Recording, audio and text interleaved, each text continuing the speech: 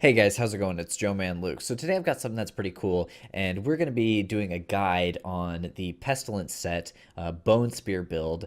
And I'm going to try and make some more guides that are like this. And this guide is not going to be for the person who wants to find the best possible build and the most meta thing in the game and to hit those, like, 80, 90, 100, 110 greater rift levels. This is going to be for the person who has seen the Necromancer DLC and who wants to get into Diablo for the first time, or maybe you've just never been that serious about it and you're wondering what the Necro is all about and how to build something really cool out of it. I want to show you guys some builds that I've come up with, or that I've sort of adapted from other people's builds that can be fun, that are easy to gear and easy to play, and can still do pretty relevant content. Now, you may not be the top 100 in the leaderboards, but you'll definitely have a lot of fun playing these builds. So a lot of people have really struggled to make much out of the Pestilence set. It's fairly underpowered, and it really only has one build that is meant to be played on it. I've tried experimenting with a Corpse Lance build, and it may get there, it may not. I still have some other items that I'd like to get to really give it a shot. But this is going to be the Bone Spear build, and this is going to be pretty much the quintessential build if you're going to be playing the Pestilence set. And the way that I'm doing it, it doesn't involve any, cooldown reduction or any insane items. It's all going to be pretty standard, and it's a good way to get this set going if this is like the first one that you manage to get all 6 pieces of, or you just wanted to give it a try. So first things first, let's talk about the set, because I feel like that's the most important thing in understanding why we choose the skills and the items that we do. So Pestilence is a set that, as I said, a lot of people have really struggled with, and that's because I believe the 2-piece part of it is pretty underwhelming and underpowered. So let's sort of take a look at this. The 2-piece set is each corpse you consume fires a corpse lance at a nearby enemy. Now that sounds pretty cool. The unfortunate part about this is that it doesn't have any extra damage, so you're not really gaining any bonus off of that, and that sort of sucks. It really falls behind other skills that give that corpse lance the extra damage. So I'm hoping that in the future they will buff this and allow these corpse lances to have a bonus damage percentage. The next part is your standard damage reduction. Every enemy that you hit with Bone Spear reduces your damage taken by 2% up to 50%. So basically, every 15 seconds you want to make sure that you're casting out a Bone Spear. But if you're playing this build, you will definitely have that. It's not a big deal. And then the 6 piece is where all the damage comes from, and it really gets interesting. Each corpse you consume grants you an empowered Bone Spear charge that increases the damage of your next Bone Spear by 3,000%. So basically what happens is that if you're using Devour or Corpse Lance or Corpse Explosion, you're going to consume the corpses around you, and every corpse that you consume will fire that Corpse Lance, and it'll also give you a charge of empowered Bone Spear. So every Bone Spear that you cast will use up only one charge, so it's not cumulative, it's only one charge of the 100 maximum, and it will do 3,000% extra damage. So this provides you a pretty big Corpse Lance, and it is definitely fun to really just toss one out there and get a huge Corpse Lance crit, and there's lots of ways that we can buff the damage on this. Okay, now that we understand that, let's move on to the skills. So first things first, I want to interject here and just say that if I mix up Bone Spear and Corpse Lance, I normally mean Bone Spear. They're just really similar. But let's start talking about the skills here and why I'm taking them. We're starting off with Grim Scythe with Frost Scythe for the extra attack speed. You're almost never going to use this. The only reason that I take this is for ease of use. And a lot of these builds that I'm going to be showing you are going to be ones that I find to be fun, easy to play, and easy to gear for. And so this is just part of that. Having Grim Scythe makes sure that you never accidentally run out of essence and you have nothing left to do. For the most part, that won't happen. For the most part, you'll have full essence, but this is just sort of like a safety net. And it can also be like, if you put a curse there, then you might actually accidentally cast the curse and use up some essence that you didn't want to use up. But you can put a curse there if you really want to. You can put Decrepify and use the Decrepify belt if you want. There's no reason you can't do that. So for the secondary, we're taking Bone Spear. This is your big damage, and we're taking Shatter on that. The other ones are nice, but this really gives you that big AoE that allows you to take care of clumps of enemies, and you find that enemies tend to be more clumped together than in straight lines. Normal Bone Spears will just like go straight through the enemies. They'll pierce enemies, but this really, spreads out that damage and gives you a big explosion. For the next one, we're taking Bone Armor with Dislocation. This is really simple. It's easy to understand because we're taking the Crispin's ring, and I'll talk about that in a little bit. Lots of other builds use this, and it's just really, really good. It provides damage reduction, and it stuns too, which is going to give you that huge, massive damage bonus off of your Crispin's ring. Blood Rush with Potency. Most people take this one. There's no reason not to. It gives you a little extra survivability. The movement is awesome. Simple as that. Devour Aura, this is really, really, really important to have because you're not going to want to waste time using generators. And so you're going to want to constantly be devouring corpses. And that's also going to do, it's going to do two things for you. The devoured corpses are going to cast those corpse lances, and it's also going to provide you with the Bone Spear charges. So having this up all the time is going to be really, really important.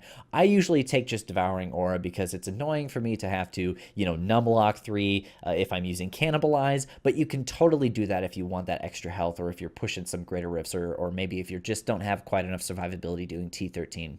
And the last one we're taking is Land of the Dead. And the reason we're taking this is because this is going to give you those first stacks of Bone Spear empowered charges. All you have to do is hit it and your Devourer will automatically just eat up all these corpses and you'll have 100 stacks like right off the bat. Frozen Lance is going to give you that extra damage with your Crispin's Ring. So whenever you pop that, you're going to have some big damage and it's going to be awesome. But what are we taking for passives? So we're taking Standalone, pretty simple. It's not a pet build, so you get the extra survivability armor. I'm taking Dark Reaping, a little more essence, a little more life per kill, some survivability. This is really the one that you can sort of play around with. You could try Blood is Power, or you could try Final Service, something to sort of go along those lines, but there's not really a whole lot of good passives that go along with this build. I'm taking Bone Prison. The reason I'm using this one is because I am not totally sure if the Bone Prison procs the Crispin's Ring. I think it does, but I'd really have to sit down and check it. But this is another one that you can sort of test for yourself, see if you like it. If you're pushing Greater Rifts, this will be good to help sort of stop enemies and allow you to gain some distance. And that's good for this next one, which is Serration. So Bone Spikes, Bone Spear, and Bone Spirit deal 1% increased damage for every 1.5 yards from you, up to a maximum of 20%. You're going to get, a good chunk of increased damage, which is always really important with this build, the farther you are away from your enemies. So that Bone Prison, you can sort of slow them down, stop them a little bit, and run away to deal some extra damage. So those are the skills that we're using. Let's move on to the gear. So as a bit of a preface, all of this gear is totally not optimized. It's not even all the right pieces in the set. I just want to sort of illustrate that this is possible. All the footage that you're seeing on the screen right now is done in T10 with pretty crap gear. None of this is ancient. Not all the items are, well, besides the weapon, but none of the set pieces are ancient. None of the items are optimized. My gems are terrible, and it can do T10. I am absolutely confident that this is capable of doing T13 easily. It's not going to be a super speed farm build, but I think being able to comfortably do the end game Torment content, it shows that it's a fairly respectable build that anybody can play while they're gearing up at first, or while they're waiting to get new builds, or just trying out something different for once. So what do we got here? We got the 6-piece of the Pestilence set. That's pretty simple, straightforward. The Crispin's Ring, this is really where your damage is going to come in pretty heavily, and we're using Bane of the Trapped in here. So you deal 90% increased damage against slow targets, and that's tripled against enemies inflicted with a control impairing effect. So that includes the stun from Bone Armor. I'm thinking that it includes the Bone Prison, and it even includes the freeze from Land of the Dead. So that you're going to be able to proc that a lot with this setup, and you'll be able to sort of run around, and if you come across like a big pack or a bunch of mobs that you're not sure if you're going to be able to kill them all, or a Juggernaut or something like that, you just pop Bone Armor or you pop Land of the Dead, and boom, they're dead. You do tons and tons of damage. The other ring I have here, this is the Lornell Sunstone. This is totally up to you on what goes here. This is not the one that I currently want. The one that you can put here, you can put a Compass Rose here. That's pretty good. And a Traveler's Pledge up here. You could go for, Convention of Elements, something like that. This build is really not item dependent. And so that's what I really liked about it, was that it's functional with varied items. There's only a couple of items that you really need. That's the set, that's your Crispin's Ring, and that's the 2 weapons that you need in the cube, and that's it. Or the weapon that you want to use and the one in the cube, and that is all you need for this build. So what weapon are we using? Scythe of the Cycle is totally necessary. This is a huge damage increase to this build. So basically what it does is that your secondary skills, Bone Spear is a secondary skill, deal 300% additional damage while Bone Armor is active, but it reduces the duration of Bone Armor by 4 seconds. Bone Armor lasts for a minute, so you'll rarely ever run out if you're paying attention. This is the only part of the build that really requires any micromanagement, is just looking around and seeing, oh, am I running out of Bone Armor? is the cooldown up, but for the most part, if you're going fast enough through the rifts, which you probably should be able to if you're really, sitting and focusing, there's no reason that you won't be using your bone armor on packs or whatever it is. You'll have it up most of the time, and you'll constantly have that 300% additional damage. So right now I have just a Ledger's Disdain. This is totally not necessary. This is just the best item that I have. It's not even what you want to have in there. And I'll talk about that when we get to the cube. For the belt, I have Dainty's Binding. This is what you can use if you're using a curse for some extra damage reduction. If you're in T13, you feel like you're dying a little bit too much. However, you can replace that with a gold wrap. Gold wrap is going to be really good, and the gold ring, I can't even think of what it is. The Avarice Band. If you take gold wrap and then you switch it with the Avarice Band in that other ring slot, that's perfect. That'll give you all of the survivability that you'll ever need when you're running just regular rifts. Obviously, in greater rifts, it's not going to work, but just finding the right setup that works for you is good. And then the other thing that you could do is you could cube the Crispin's ring, and you could use a focus and restraint. Focus isn't pictured here, but I only have the restraint as of right now. I have rolled 5 restraints in a row.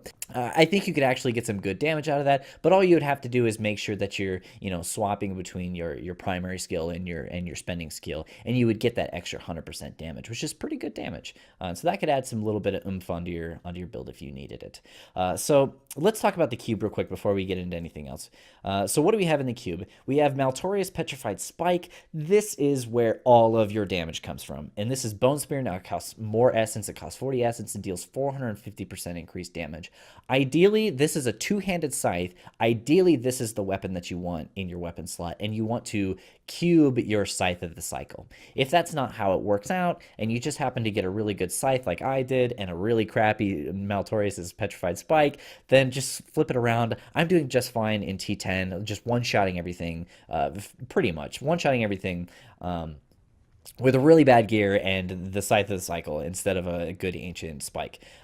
Here we got Requiem Seraplate. This is pretty good. Devour restores additional essence and life. This is going to make sure that you always have maximum essence, which is pretty nice. Because of that 40% essence, it does cost a lot, and it can use up a lot of resources. So if you have that, it's really good to make sure that you're always capped out and you always have some essence to use, so you never have to slow down and use Grim Scythe.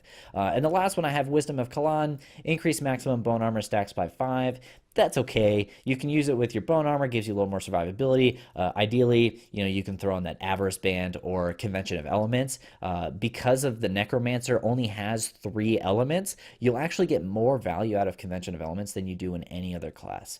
And the other thing that I wanted to talk about that you could probably put in here is if you wanted to put a Ring of Royal Grandeur in here and use like, a Curus, because you're going to be at full essence pretty much all the time, and you're just gonna instantly go back up to full, and you're gonna have that damage reduction for a lot of the time. And I've also been kind of experimenting with these Corpse Whisper Pauldrons, which can increase your Corpse Lance damage. You're tossing out so many Corpse Lances, and when you hit this Land of the Dead, you're just going to be just shooting out so many of these, and it's actually going to do a fairly respectable amount of damage. And paired with this the Crispin's Ring, if you're timing that in the same, and when you use Land of the Dead, they're going to be frozen, it actually does a fairly good amount of damage. So you can always try that if you want to sort of weave in that Corpse Lance damage a little bit, and that makes it even a little bit more fun. But this is a really, really, really fun build to play. I've been showing some gameplay on here, and like I said, it's all done in T10, so it's not optimized. It's not great. What you're seeing right here is not what is possible, but I feel like it can go so much further than I've taken it so far. The last thing that we have to talk about here is gems, I think. So for gems, Bane of the Trapped, there's just no other way to do it. All you got to do is make sure that you just sort of run by some guys and make sure that they're slowed and you get some extra damage.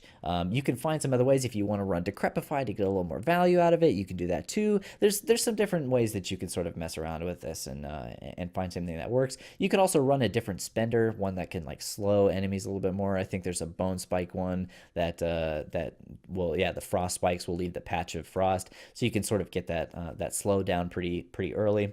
The other one, this one's pretty pretty debatable. This is the Lornell, or the Zay's Stone of Vengeance. This is damage from distance. A lot of the times you're going to be pretty close to the monsters, and I know that we took the other passive that sort of works the same, but this can be good if you're doing something a little bit higher up on the tree, and you just need a little extra damage. Bane of the Powerful, really great if you're running Rifts. It's going to give you that extra 20% damage for basically the entire thing, and that's really helpful. And the last one, this is also one that you could put instead of the Bane of the Powerful or the Zay's Stone, is Bane of the Stricken. For Juggernauts and the Rift Guardian, you'll find that your damage can be a little bit lacking, so using a Bane of the Stricken will just, boom, that is totally handled, and especially if you have your Land of the Dead up, because each attack you make against the enemy increases the damage it takes from attacks. Your Land of the Dead is just going to go phew, and stack up those Bane of the Stricken stacks super fast until you have tons and tons and tons of damage buff on him, and then you just pop him with one big bone spear. So it's fairly simple to play, and it's super fun, but you know, the only thing we have left to talk about is how the build plays. So let's go ahead and open up a rift and see what we can do here. All right, so when you're playing this build, the first thing you're going to want to do is find some mobs, and you're going to pop Land of the Dead and use your bone armor. And then you're just going to start firing corpse spears, or bone spears. That's really it. That's really all you have to do, is just run around and you fire bone spears. And like I said, this is all in T10. But as you can see, pretty much one-shotting everything. If you have enough crit, it's you know, you're going to be able to crit, because that's where all your damage comes from, is when you get a big crit. Sort of getting unlucky on that one. See, we crit him. So the more crit you have, the easier it's going to be to kill those packs, those big elite packs. When you have your Land of the Dead up, you're going to be able to kill them really easily, because you're going to do so much damage. So we pop our bone shield there, and we're just dealing tons and tons and tons of damage. It's really easy to play. It requires like no thought. The only thing you have to do is remember to keep your bone shield up, because that's where a lot of your damage comes from, but everything just explodes and dies.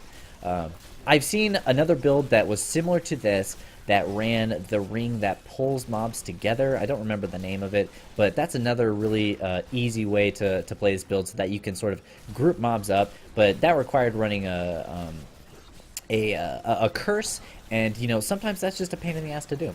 Not everybody wants to do that, and so many builds run curses nowadays. I wanted to showcase something that didn't require that. It wasn't necessary to have the scythe that does increased damage to cursed enemies, or any of that. I wanted to show a build that was just capable of starting out without any really specific items besides the 2 weapons, and without really anything hard to play. I mean, you could just run around and farm with this build for as long as you want, and you're never really gonna have any problems with it.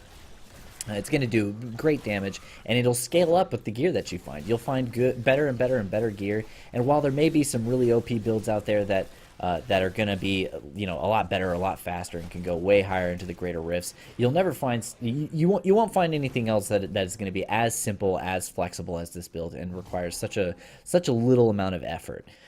It's really just a fun build to play. It's super satisfying, and there's lots of room for improvement, and you can really, as soon as you hit that 6-piece set, it's basically unplayable before the 6-piece set, but when you get the 6-piece set, that's the doors open wide, and you can pretty much play it from there, and you can start from the bottom and work your way up to the top with it. So I really, really like it. It's a lot of fun, and I finally managed to make the Pestilence set work, because I was trying for a really long time. If I happen to come up with a version that includes the Corpse Lance, and being able to utilize the damage out of that to maybe try and push some greater rifts and see where you can get, then I'll upload that, and I'll make a short guide about that. But I hope you enjoyed this guide, guys.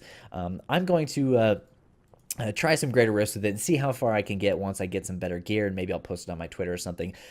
Try out this build. Maybe make some changes if you like something or you didn't like something, and try some greater rifts. I kind of want to turn this into a challenge. How far can you get with this build? Do you think it's all right? Do you think it's shitty? Are you sort of that master race that likes the meta builds, or did you think that this was fun? If you liked the video, hit the like, hit the subscribe button. I'm going to be putting out more of these, and I'll see you next time, guys. Peace out.